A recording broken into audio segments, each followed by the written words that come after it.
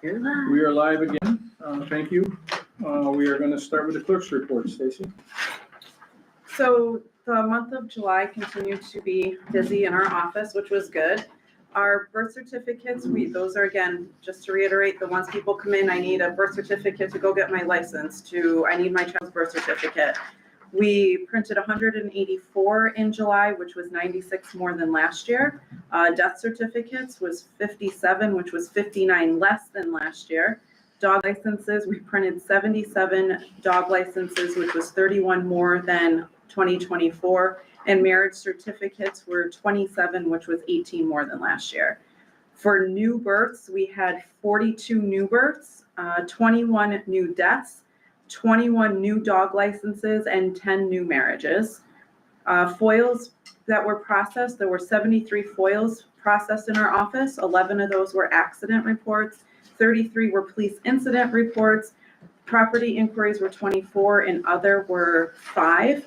Notary requests, I had 21 of those. And then just overall in our office, I'm working with Marvin to put together a SharePoint site that Jen Iannotti and I will use for meeting prep. So if for some reason I need to be out, she will have access to everything to be able to conduct a meeting. And then the other part of that is having another folder so that the council members will be able to go in, they can look at the resolutions, ordinances, anything that we've done that are signed and complete will be in there. And then the spreadsheet that includes our local laws, ordinances, and then fiscal year resolutions will all be on that spreadsheet. So that'll be hopefully helpful to all of you. And then I'm working with General Code on updating our local laws and ordinances from what wasn't done in 2024 until now. The cost is looking at they sent us a quote for being between about $2,100 and almost $2,600. And it's not broken down, it's just a total estimate. So that's what we have. Any questions for the clerk? Good stuff, Stacy. Thank you very much. We now have a controller's report. Louise? Okay. All right, the controller's office, we're still processing activity for our prior fiscal year, so we're probably still a good month away from having, preliminary result of our prior year operations. In the meantime, this here that I've distributed tonight is the first month of activity for our current fiscal year. This represents all the transactions from the month of July. Nothing unusual for sure. And these are our starting balances for our contingencies that we have not needed to tap into yet. Those are at the bottom right-hand corner. That's pretty much everything I have to contribute tonight. Yeah, and I just want to bring up the budget committee. My goal is going to be to put in place the same routine we had with the state controller's office, so that once a quarter, a committee of council members, the mayor, the controller's office, and hopefully a private citizen or two will review our numbers like we did with the controller every quarter and go over the kinds of things that we went over with the controller. It got us into some good habits, got us out of some bad ones, and I want to continue doing that. So this is the month where I will be hopefully sitting down with you, Louise, and picking out some people, okay? Okay, great. Anything for Louise? Any additional questions regarding? I just have one question. Under the sanitation fund, just in 1 month, we spent $1 million. Not really. You have to understand, the expenditures include encumbrances as well. And some departments tend to do more blanket POs than other departments. So 800,000 of that is actually a blanket PO to encumber 800,000 for the Tipping fees? tipping fees. But it does not mean, So they put that all in the first month. yeah. Okay. So. When do you expect the Where's audit to Steve? start? Where's Steve? Is he retired? We've met with them. Steve? I do believe they're coming, they're going to be here November, December to do field work. But we should probably within a few weeks be set up on their portal to start uploading documents in advance of the field work. He was like. Try to find out. Figure that out. Okay, any other questions for Louise? Thank you, Louise. Thank you. All right, so that brings us to old business, which we have none, and so we'll go to new business and the resolutions. Resolution number 2526-26, resolution adopting minutes from last common council meeting by Alderwoman Quista Mars. So moved. Any discussion? You can call the roll. Alderwoman Quista Mars. Aye. Alderman Holliday. Aye. Alderwoman Collins. Aye. Alderman Carpenter. Oh, sorry. Alderman Marticello. Aye. Resolution number 2526-27, resolution adopting minutes public hearing by Alderwoman Quista Mars. So moved. Any discussion? You can call the roll. Alderwoman Quista Mars. Aye. Alderman Wait, Holliday. What are we, going on the ordinance? No, No. the public The hearing public hearing, from minute last meeting. 2526-27. Up at the top, Minutes. minutes. All the Minutes minutes. from the Yeah, public I'm hearing. sorry, go ahead. Go ahead. Alderman Holliday. Aye. Alderwoman Collins. Aye. Alderman Marticello. Aye. We're gonna pull this one, table this. Mhm. We get a motion to table this. So I think. So read it first. Okay. Resolution number 2526-28, resolution approving a contract with Ambient Environmental Inc. by Alderwoman Quista Mars. I'm gonna make a motion to withdraw this Thank you. resolution. Alderwoman Quista Mars. Aye. Alderman Holliday. Aye. Alderwoman Collins. Aye. Alderman Marticello. Aye. Resolution number 2526-29, resolution appointing Joseph F. McDermott to the Amsterdam Industrial Development Agency Board of Directors by Alderwoman Collins. Calling to table this one. Alderwoman Collins. Aye. Alderman Marticello. Aye. Aye. Alderwoman Quista Mars. Aye. Alderman Holliday. Aye. Resolution number 2526-30, resolution in support of Five Corners and Home Leasing Senior Housing Project for 17 through 19 Edward Street by Alderman Holliday. Whereas Five Corners Development and Home Leasing wish construct 66 affordable senior housing units at 17 through 19 Edward Street. And whereas this project supports the goals outlined in both the City of Amsterdam's 2003 Comprehensive Plan, which is the most recent comprehensive plan adopted by the city, and the goals outlined in the Northern Neighborhoods Brownfield Opportunity Area. Both of these planning documents are validly existing and continue to be implemented in the City of Amsterdam. Now therefore, be it resolved, the City of Amsterdam supports Five Corners Development and Home Leasing Senior Housing Project. So moved. Any questions, comments? Call the roll, please. Alderman Holliday. Aye. Alderwoman Collins. Aye. Alderman Marticello. Aye. Alderwoman Quista Mars. Aye.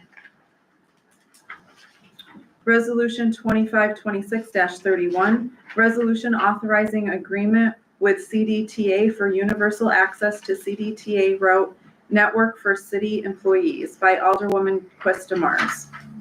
Whereas the City of Amsterdam is desirous to enter into an agreement with the Capital District Transportation Authority for universal access to CDTA's route network for employees of the City of Amsterdam for the period covering September 1st, 2025 through August 31st, 2026. And whereas payment for access is based on a per ride fee.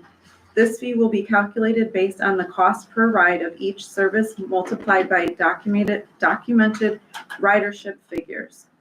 The cost per ride for standard service will be $1.25. The cost paratransit rides will be $2.50. Flex trips will be $1.50 each, while the Northway and Thruway Express will be $4.50 per trip. The ridership costs will be capped at $5,000, and the City of Amsterdam will only be billed monthly for services rendered until said cap has been met.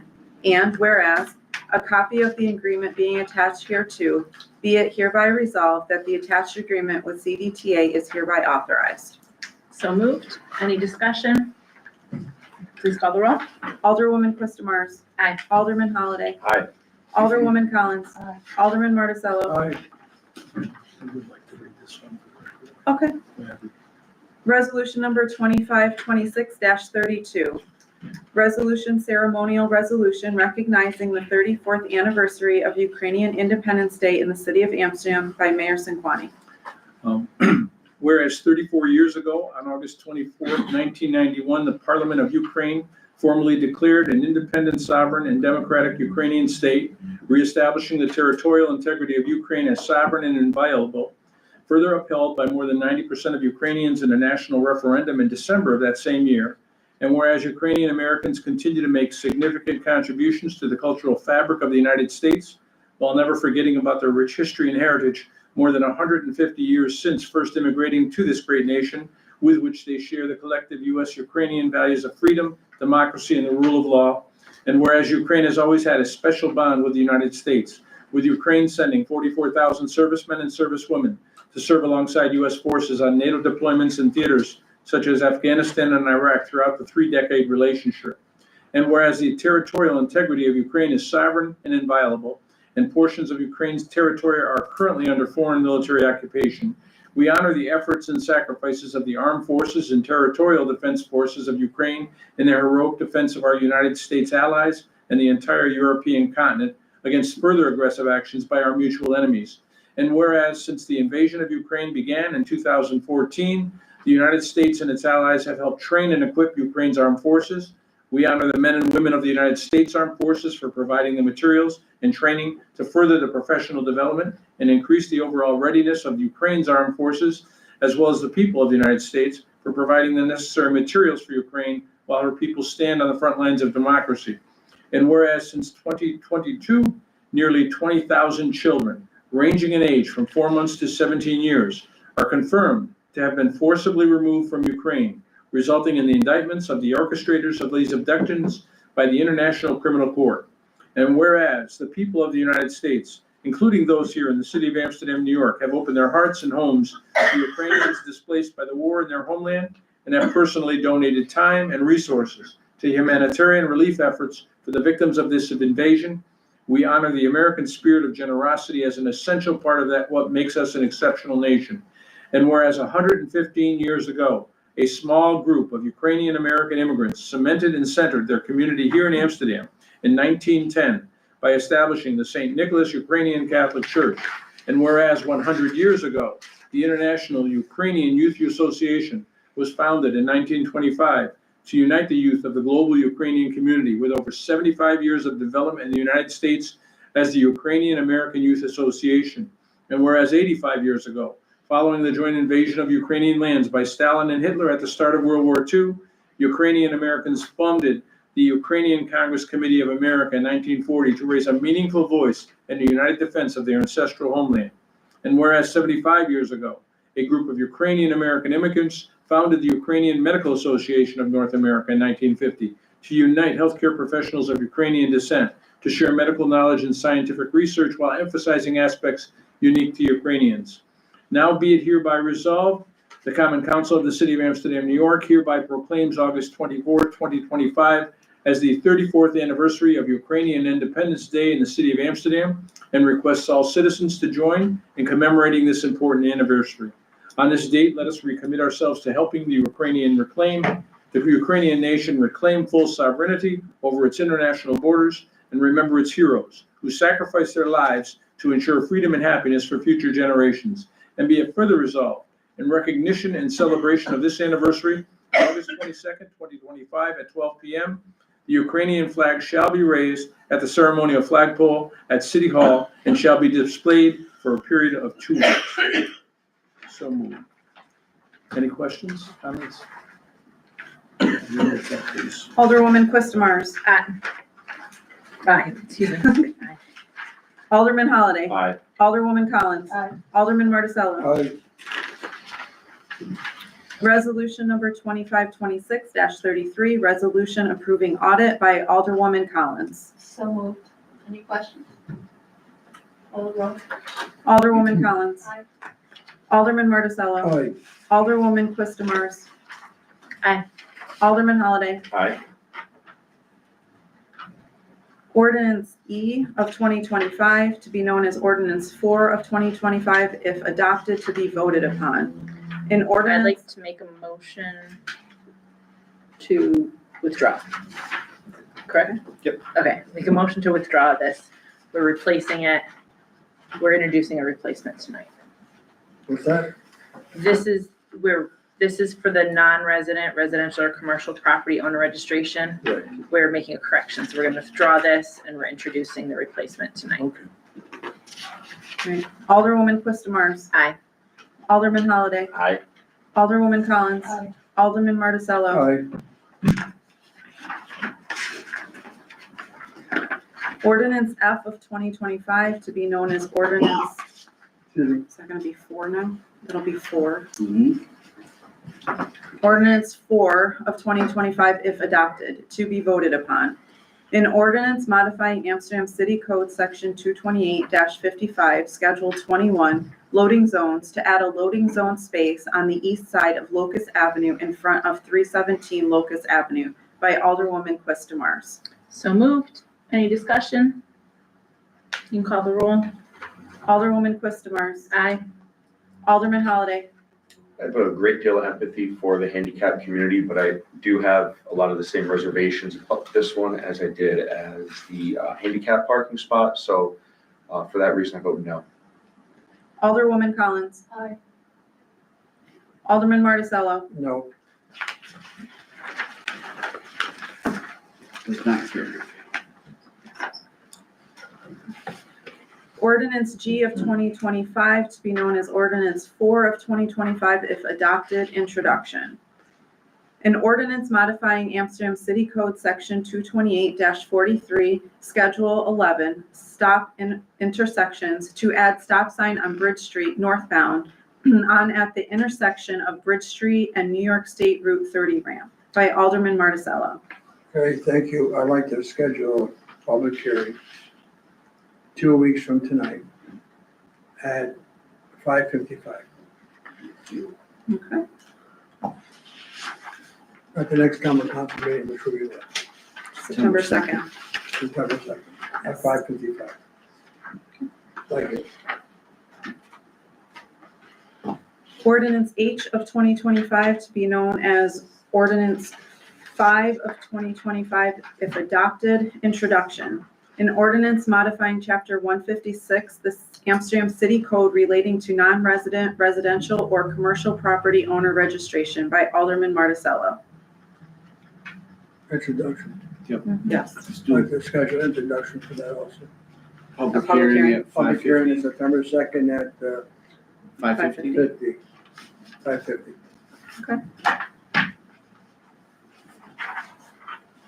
That's it. That's it? Anything else? Motion to adjourn. I'll make a motion to adjourn. You call the roll. Alderwoman Quistamars. Aye. Alderman Holliday. Aye. Alderwoman Collins. Alderman Marticello.